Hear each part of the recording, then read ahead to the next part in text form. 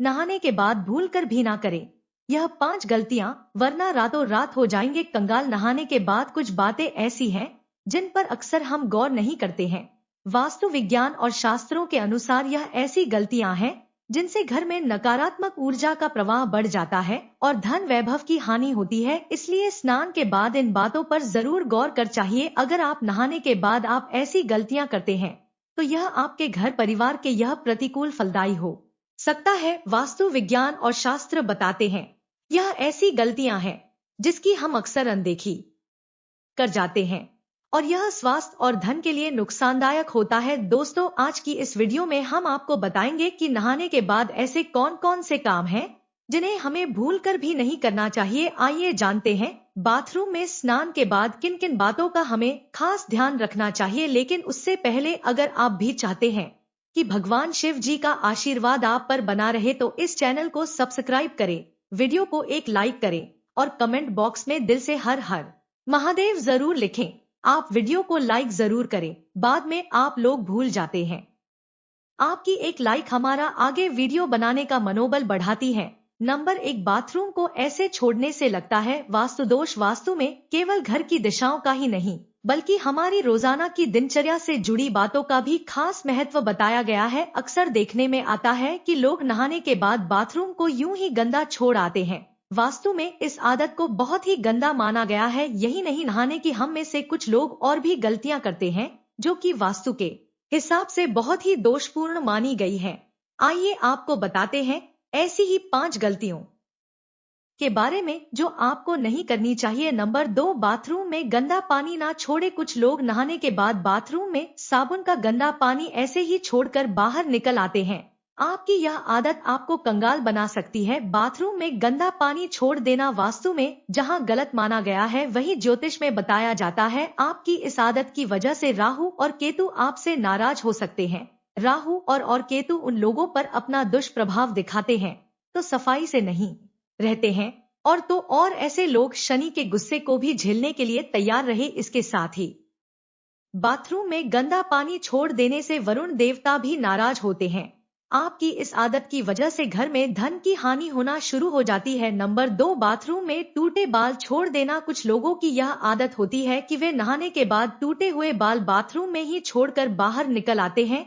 अगर आपके अंदर भी यह आदत है तो इसे सुधार लीजिए। आपके ऐसा करने से शनिदेव और मंगल नाराज होते हैं और आपको उनके दुष्प्रभाव झेलने पड़ सकते हैं। ऐसा करने से आपके घर में नकारात्मकता बढ़ती है, आपके कामों में बाधाएं आती हैं और करियर में भी आपको संघर्ष का सामना करना पड़ता है। नंबर 4, बाल्टी को सदैव ऐसे रखें।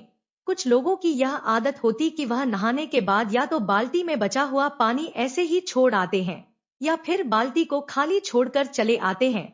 इस गलती को तुरंत ही सुधारने की जरूरत है। बाथरूम से बाहर आते समय बाल्टी को भर आना चाहिए। अगर बाल्टी को खाली रखना है तो उसे उल्टा करके रख कर आए, भूलकर खाली बाल्टी को सीधा ना खाकर आए, वरना आपके घर में कंगाली आते देर नहीं लगेगी। इसके अलावा आप स्नान करते वक्त अपने पाँव में चप्पल बिल्कुल ने अगर आपने चहनी है ने बादिनी ले, ऐसा करने से नहीं की हानि होती है। आपने अक्सर सुना होगा नहाते वक्त लोग गाना गुनगुनाते हैं।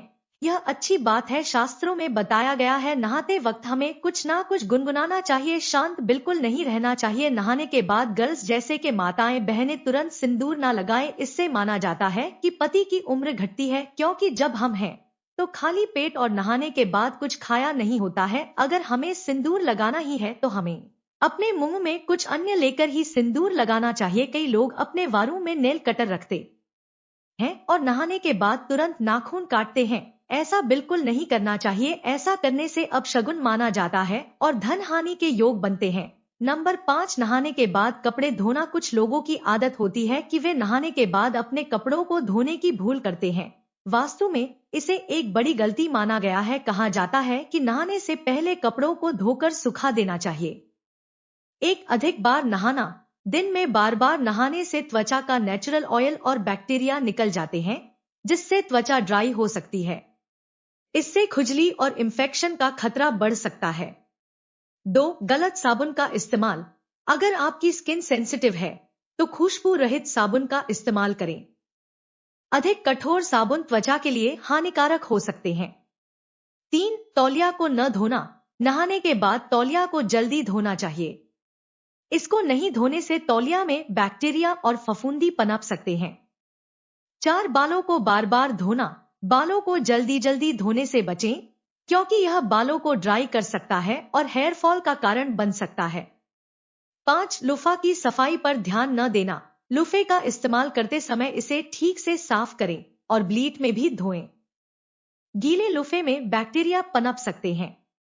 यदि आप हमें सब्सक्राइब नहीं कर रहे हैं तो शायद आप बेहतरीन चीजें छोड़ रहे हैं, इसलिए चैनल को अभी सब्सक्राइब करें। कई बार लोग कपड़े पहनकर नहाते हैं और फिर उन्हें धोने के लिए डालते हैं। ऐसा बिल्कुल ना करें, क्योंकि वास्तु के मुताबिक यह गलती आपको नुकसान पहुंचा सकती है। इतना ही नहीं, नहाने के बाद बाथरूम में गीले कपड़े छोड़ना भी अच्छा नहीं होता। नंबर 6. गीले कपड़े ना छोड़े। कुछ लोगों की यह आदत होती है कि कपड़े पहनकर स्नान करते हैं और नहाने के बाद गीले कपड़े बाथरूम में यूं ही छोड़कर चले आते हैं।